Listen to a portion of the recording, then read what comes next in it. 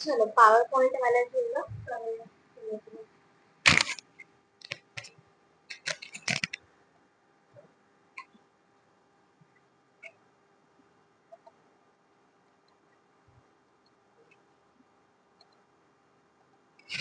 જો power point start કરવાનું છે તો સર્ચમાં આવીને લખવાનું પાવર, બરાબર, જે આપણી અંદર બહુ જ ભરી ભરીને છે અહીંયા પાવર પોઈન્ટ તમે લખશો એટલે તમને મળી જ જશે, બરાબર, આ ઓરેન્જ કલરનું. અધરવાઇઝ શોર્ટકટમાં પણ મળી જશે, અહીંયા તો છે જ. જો આની અંદર સૌથી પહેલા સિલેક્ટ કરીશું બ્લેન્ક પ્રેઝન્ટેશન. આને પ્રેઝન્ટેશન કહીએ છીએ. એના માટે પહેલા એક્સેલમાં શીટ લેતા હતા, બરાબર, આને પ્રેઝન્ટેશન બોલાય છે.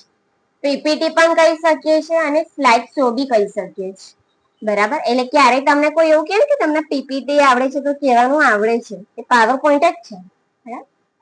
તો આનો યુઝ શેના માટે થાય? તો આપણે જે એડિટિંગ કરીએ છીએ ફોટાને વિડીયોમાં કન્વર્ટ કરી દઈએ છીએ ને, બસ આ એના માટે જ. કે નાનો વિડીયો તમારે બનાવવો હોય તો બનાવી શકો, તમારા પર્સનલ યુઝ માટે અને તમારા બિઝનેસ માટે, સ્ટડી માટે, બરાબર. એટલે વર્ડ અને એક્સેલ ની કમ્પેરિઝનમાં તો બહુ સરસ છે, બોરિંગ નથી, બરાબર. નાના છોકરાઓને એમાં વધારે મજા આવે. તમારા કંઈક પ્રોજેક્ટ વર્ક માટે તમારે યુઝ કરવું હોય તો તમે કરી શકો છો. સરસ છે, આમ તમે એક જ વારમાં સમજી જશો, આમાં તમને અઘરું નહીં પડે. અડધા ભાગનું માઇક્રોસોફ્ટ વર્ડ છે આમાં, બરાબર. જો તો સ્ટાર્ટિંગ કઈથી કરીએ તો સૌથી પહેલા અહીંયા હોમ મેનુ છે. મેં તમને દરેક વખતે કીધું છે હોમ મેનુ બધામાં સરખો જ હશે, બરાબર. આગળનો પાર્ટ તો તમને આ સેમ આવશે ને આવશે, પાછળના અલગ હશે. પણ તમે આમાં જોઈ શકો છો કે આપણે જે શીખી ગયા છે એ જ છે. શેપ છે, ઓરેન્જ છે, ક્વિક સ્ટાઇલ છે, કલર વગેરે છે, ને અહીંયા ફોન્ટ છે, કઈ જ અલગ નથી, બરાબર. નવું હોય તો ખાલી અહીંયા છે ન્યૂ સ્લાઇડ. આજે તમને દેખાય છે ને ક્લિક એર ટુ સબટાઇટલ ને ટાઇટલ, તો આજે આખી સ્ક્રીન છે એને આપણે કહીએ છીએ સ્લાઇડ, બરાબર. આ સ્લાઇડ બોલીએ છીએ. તો આની અંદર તમને એવું થાય કે તમને અલગ સ્લાઇડ જોઈએ છે, આવી નથી જોઈતી, તો તમારે ન્યૂ સ્લાઇડ જે લખેલું છે ને એના પર ક્લિક કરવાનું. એમાં તમને અલગ અલગ સ્લાઇડો મળી જશે. કે અહીંયા મેં લઈ લઉં છું ટુ કન્ટેન્ટ લઈશું તો ટાઇટલ આપવાનું ઓપ્શન મળશે. અહીંયા તમને શોર્ટકટ આપેલા છે પિક્ચર્સ ના, વિડીયો ના ને એ બધાના, એ બધું તમે અહીંયાથી લઈ શકો છો, બરાબર. ઇન્સર્ટ કેવી રીતે?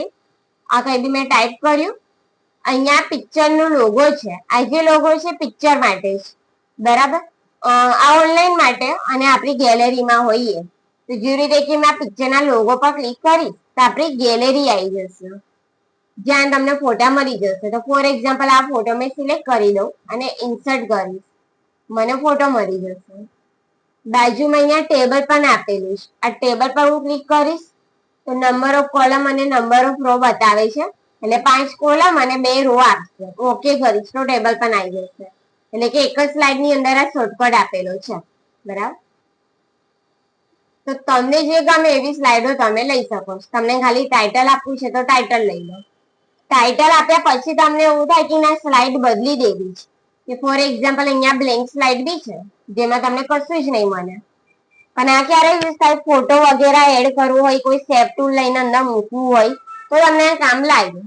પણ તમને એવું થાય કે ના બ્લેન્ક સ્લાઇડ લીધા પછી કંઈક લખવું છે, આનો જ યુઝ કરવો છે, તો અહીંયા આવવાનું આ બાજુના લેઆઉટમાં. આ લેઆઉટમાં તમને એ સ્લાઇડ નો ઓપ્શન ફરી મળી જશે. પણ આ કહેવા શું માંગે છે કે જો તમે ન્યૂ સ્લાઇડમાં આવીને અહીંયા ટાઇટલ ઓનલી લેશો તો તમને નીચે નવી સ્લાઇડ મળશે, પણ તમારી જે બ્લેન્ક સ્લાઇડ છે એવી ને એવી જ રહેશે.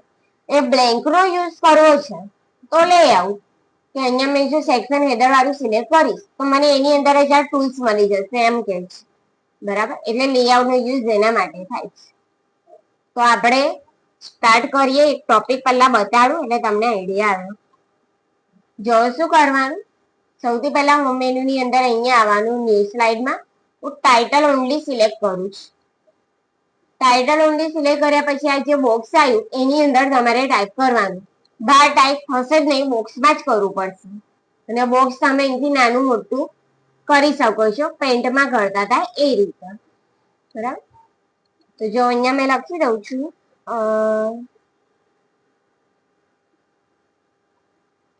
ફ્લાવર્સ. મારી પાસે ફ્લાવર્સ ના ફોટા વધારે છે, તો એ તમે કેપિટલ સ્મોલમાં જેમાં બી લખવા માંગો લખી શકો છો. ને આની અંદર તમારે કલર વલર આપવું હોય, ડિઝાઇન કરવું હોય, બિંદાસ કરી શકો છો.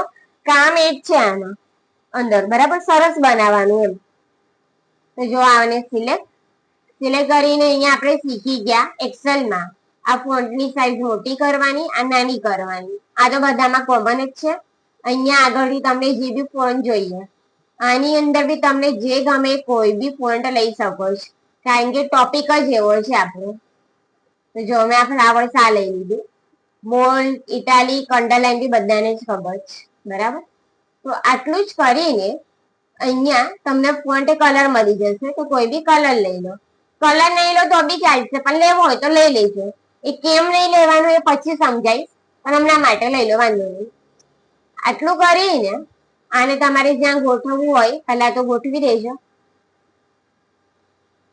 ત્યાં હું મૂકી દઉં છું અહીંયા. બરાબર, પેલું બોક્સ નહીં દેખાયું, એ લખવા માટે જ આવે. તમે સાઈડમાં ક્લિક કરશો તો નહીં જોવા મળે. બરાબર,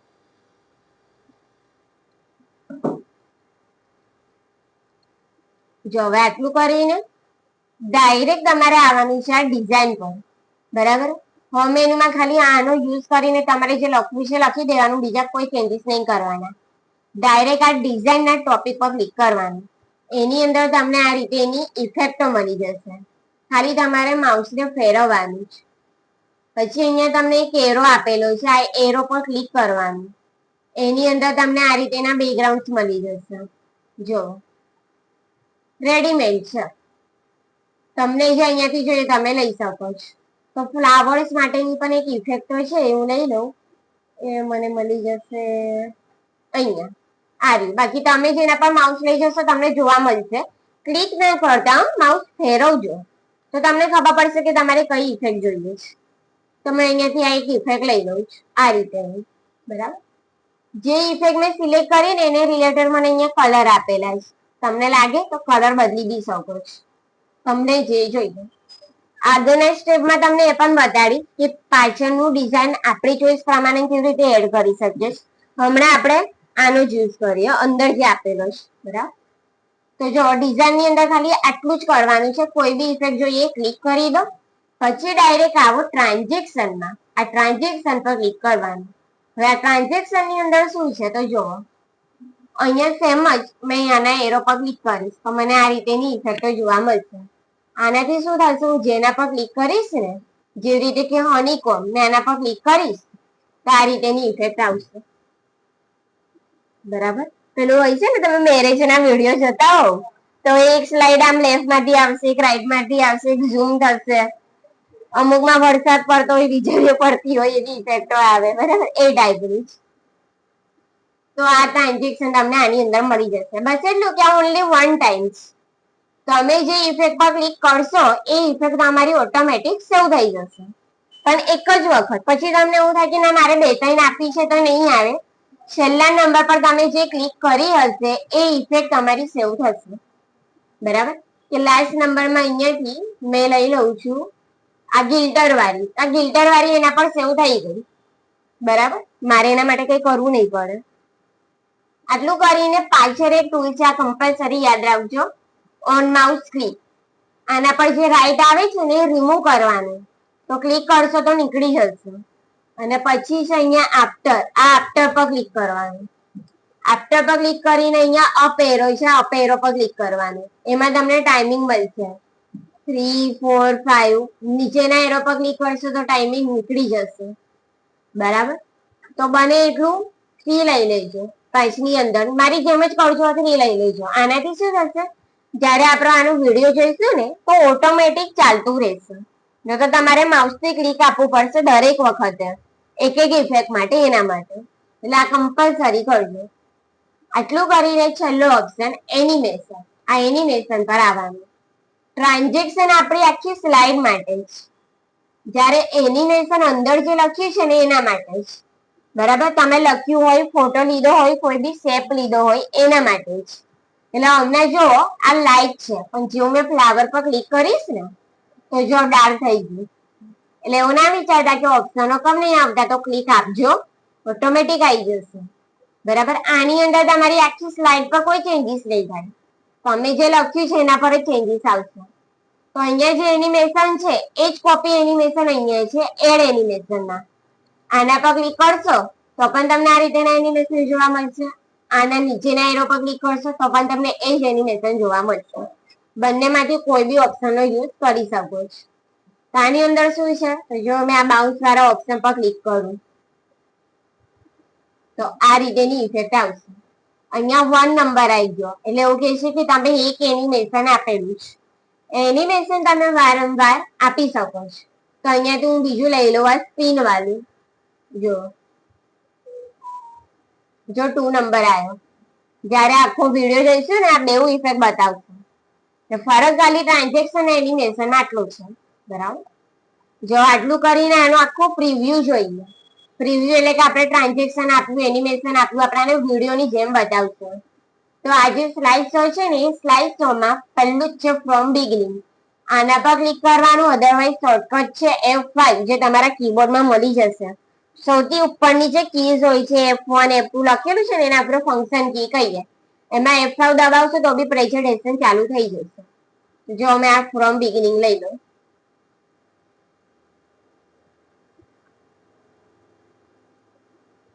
આ રીતે. બરાબર. એને કહે છે પાવર પોઈન્ટ. આ જ બધું છે આમાં. આટલું કરીને તમારે ફરીથી હોમમાં આવવાનું અને અહીંયા આવવાનું ન્યૂ સ્લાઇડમાં. આ ન્યૂ સ્લાઇડ ની અંદર હવે હું ખાલી લઈ લઉં છું બ્લેન્ક.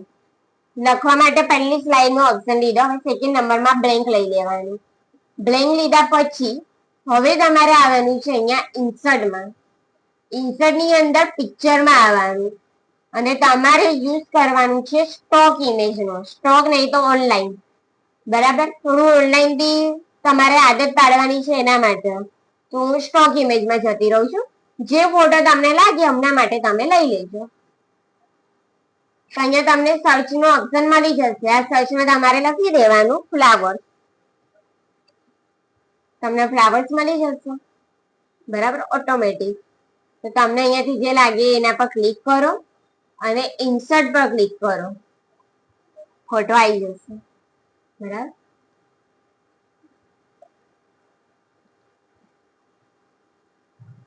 બસ આટલું જ કરવાનું છે, બીજા કોઈ ચેન્જીસ નહીં. એ હું તમને કાલે બતાડીશ આ વાળું, કારણ કે આમનું બાકી છે. તમારા બેનું તો થઈ ગયું છે, તમને આવડે છે એટલે અહીંયાથી તમને લાગી ઇફેક્ટ તમે લઈ લેજો. તમને હું કાલે શીખવાડીશ. એટલે ખાલી તમે ફોટો લઈ લેજો, ચાલશે. બીજું બધું ના કરતા. ફરીથી આવી જવાનું. હવે ટ્રાન્ઝેક્શનમાં ડિઝાઇન આપી દીધી છે. ડિઝાઇન ખાલી એક જ વખત લેવાની છે, કારણ કે એનો પણ થોડો સ્ટેજ છે, પણ એ બી હું કાલે જ બતાડીશ.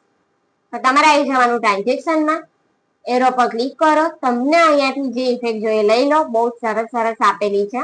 થોડી ફની ટાઈપની પણ છે આવી. તો બહુ છે. આ બધા પર ક્લિક કરજો, તમને ઓટોમેટિક ખબર પડશે. જો તો જો મેં આ ક્રશ વાળી ઇફેક્ટ લઈ લીધી. On mouse click remove after અને અહીંયાથી અપ એરો યુઝ કરીને 3 સુધીનો ટાઈમ.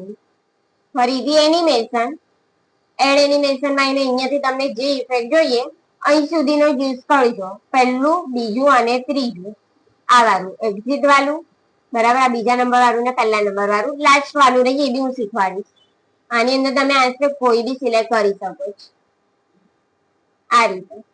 બરાબર. બસ પછી પ્રિવ્યુ સ્લાઇડ શોમાં આવીને ફ્રોમ બિગિનિંગ. જો પહેલા નંબરથી જોવા મળશે. તમારા કોમ્પ્યુટરમાં પણ આવું જ આવશે કોપી ફૂલ સ્ક્રીનમાં.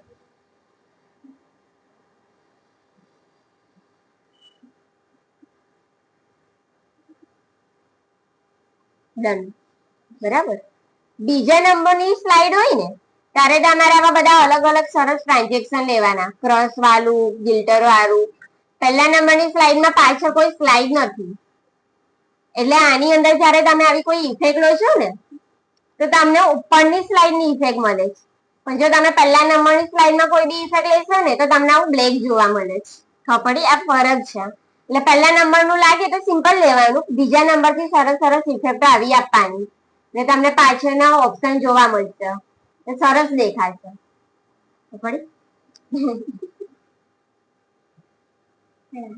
બરાબર, કરી જવો આટલું, બીજું નહીં કરાવતી. 10 મિનિટ કરીને આરામથી જજો. સેવ ના કરતા ક્લોઝ કરી દેજો, સેવ હું તમને કાલે કરવા આપીશ. નંદની આવતી બગા થોડું બતાવી દઉં, કાલે ને શાંતિથી કરજો. બરાબર,